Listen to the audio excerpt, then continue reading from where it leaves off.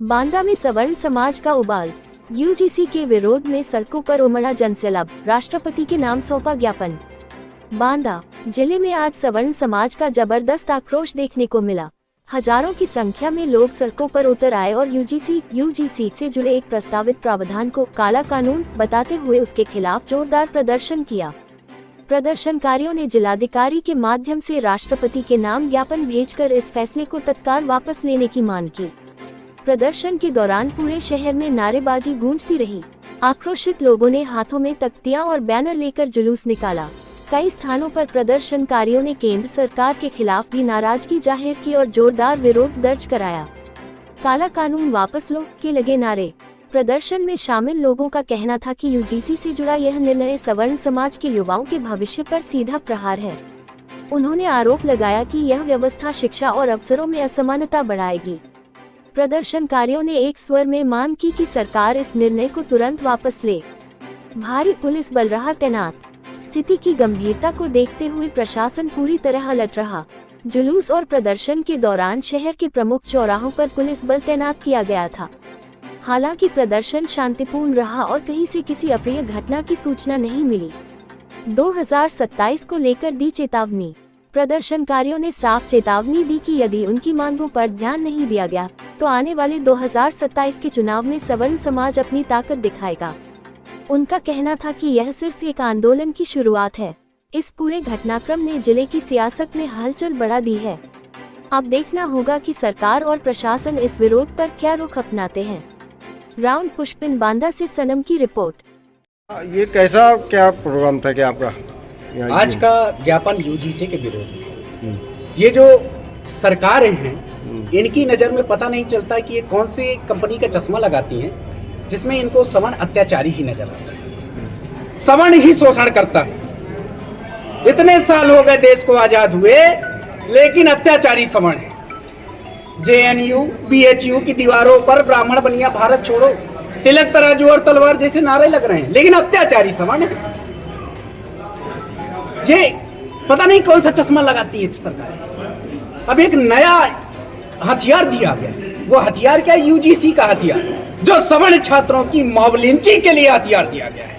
अरे भाई, छात्र छात्र है, किसी भी वर्ग से हो। क्या ये जो उसका संघर्ष है, जो उसकी तूफानी अवस्था है, क्या ये जाति देख करके आती है? एक ही हॉस्टल में रहने वाले, एक साथ कॉलेज जाने वाले और मित्रता की कसौटी ऐसी कि गाली से भी ऊपर ही हो जाती है, लेकिन उस पर भी दरार काम करने का सरकार ने काम किया। कहते हैं मजहब की दीवार खड़ी करके जब पेट इनका ना भरा तो जाति की आरी लेकर के हिंदू के आंगन को कुतरा। कहीं यादव सवर्ण बना तो कहीं दलित पिछड़ा कहलाया और सत्ता की लालच की खातिर तुमने भाई भाई को बंटवाया। आप एक बात बताइए, ये किस तरह का बंटवारा है?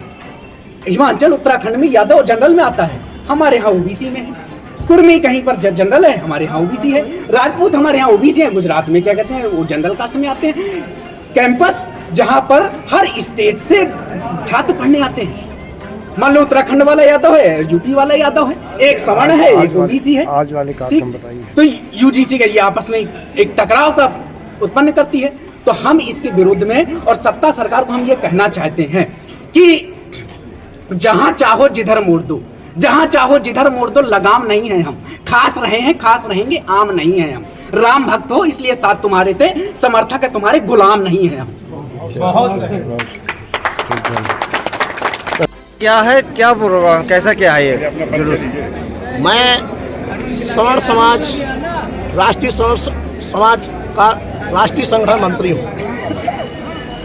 मैं आपसे ये कहना चाहूँगा कि ये जो यूजीसी जो मोदी सरकार लेकर आई है बिल, अगर इसको वापस नहीं करती तो हम मोदी सरकार को वहीं पर लाकर खड़ा कर देंगे जहां से मोदी सरकार की शुरुआत हुई थी। सवर्ण समाज के माथे ये सरकार बनाते हैं और नियम कानून हम पर थोप देते हैं।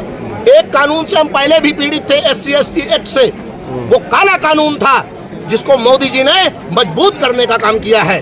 और ये यूजीसी अपने बच्चों के भविष्य से खिलवाड़ नहीं होने देंगे। अगर मोदी जी नहीं माने तो ईंट से ईंट बजा करके अपने बच्चों की हक की लड़ाई को लड़ेंगे। और इस देश में मोदी जी को देखने को मिलेगा कि सवर्ण समाज में आज भी भगत सिंह पैदा होता है, आज भी चंद्रशेखर आजाद पैदा होता है, आज भी सुभाष चंद्र बोस पैदा होता है। और पैदा भर नहीं होंगे, मोदी को दिखाई भी देंगे और सुनाई भी देंगे। हमारी ये आवाज मोदी के कानों में इस तरह गूंजेगी कि मोदी को समझ में आएगा कि सवर्ण समाज अब ललकार चुका है आपको आर पार की लड़ाई के लिए। जिस तरह मानेंगे उस तरह बनाएंगे, अगर नहीं मानेंगे। क्या लगता है 2027 का चुनाव आने पे क्या कुछ 27 का चुनाव तो भूल जाए मोदी। अरे अपनी कुर्सी बचाने के लिए सोचे, कुर्सी हिल गई और कुर्सी खत्म हो गई मोदी न योगी की, कोई नहीं आएगा। सवर्ण समाज जिधर चाहेगा उसकी सरकार आएगी।